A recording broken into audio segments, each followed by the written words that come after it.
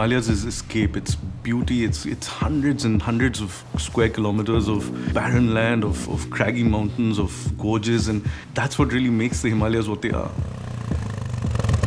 Royal Enfield entered India in 1955 and was used by the Indian Army straight off in the Himalayan regions, and that was one of the core reasons for its success. Ladakh in the Himalayas has been like a mecca for motorcyclists. It struck us that we hadn't made a special effort to make something for the land that we've so fondly been to over so many years again and again and again.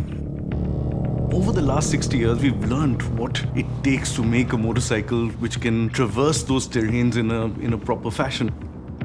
Finally, we decided that we could actually make a purpose-built Royal Enfield, which is for the Himalayas. What we wanted to do was to create a motorcycle that would just use the energy of the Himalayas and go with the flow of the Himalayas rather than trying to dominate them. And that was the entire starting point of our thinking for the Himalayan.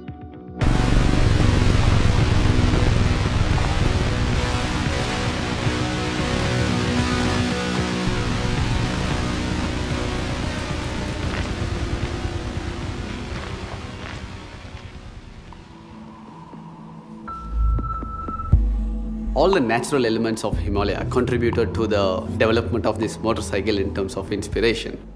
It's not only the terrains, it's all about the ambience, it's all about the atmosphere, it's all about the internal feeling, it's all about the honest design philosophy, raw and rugged, simple, clean lines.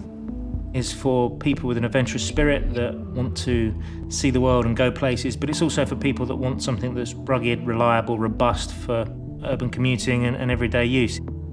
So the new Himalayan is our first all-terrain, go-anywhere, purpose-designed motorcycle.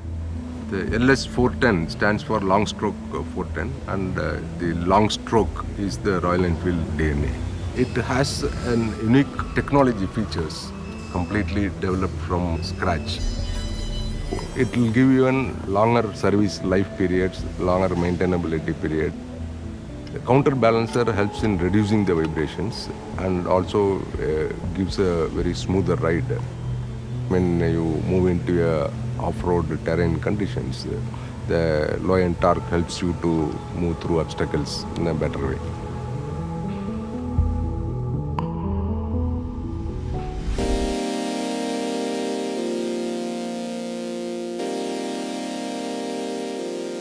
In the concept phase, we had taken support from long-standing associates, Harris Performance.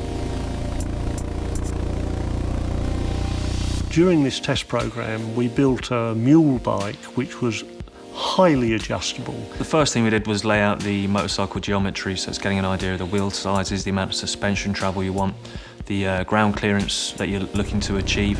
From that, you can then position the engine in the best place to keep the wheelbase as tight as possible and keep the centre of gravity as low as possible. This bike's the first Royal Enfield to have monoshock suspension with linkage.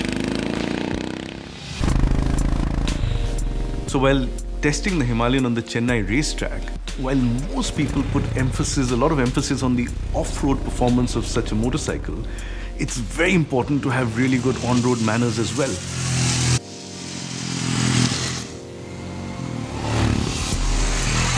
When it came to off-road capability, we did go to India's finest motorcycle rider, C.S. Santosh, and loop the feedback back into the product.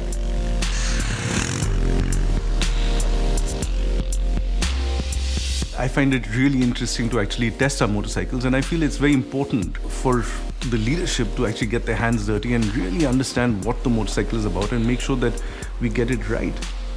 When we were testing the Himalayan, we were looking for a variety of terrain, which included smooth roads, broken tarmac, snow, slush, sand, inclines, the works. After 2 years of development, I think I can safely say that all the team here are really pleased with how the bike's come out. We've tested it under pretty well every condition any prospective owner's going to encounter.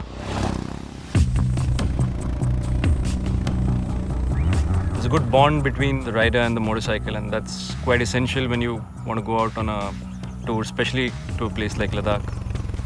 You know, in those valleys, when you're riding and that thump reverberating through that, it's just a great experience. The motorcycle has actually been designed with keeping in mind the touring requirements, which means it had to carry luggage.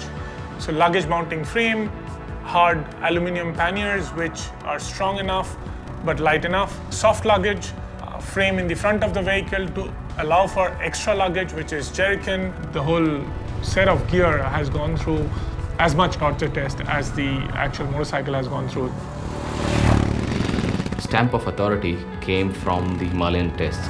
The confidence in the motorcycle is when it crossed all these obstacles and went up to Kadungla.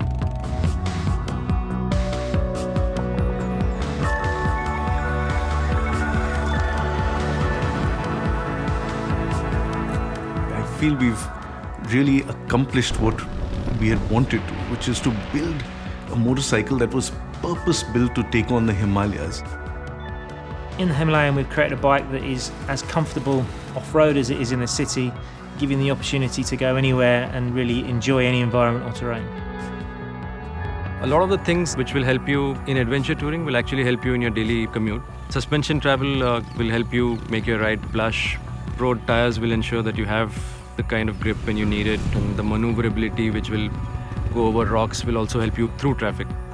People are now starting to go out a bit more. They want to explore, they want to see more, they want to get out of this rut of your daily office life and screens in front of you and living in a nearly artificial world, and they want to actually explore and go out and be free and be singular in their approach. The idea is eventually to find an equilibrium between man, machine and terrain, and I believe we do that with the Himalayan. We know that there are places in our backyards which we never really venture out to. A bike like the Himalayan is quite an apt tool to discover the world around you which you see and you're curious about but you've always ignored.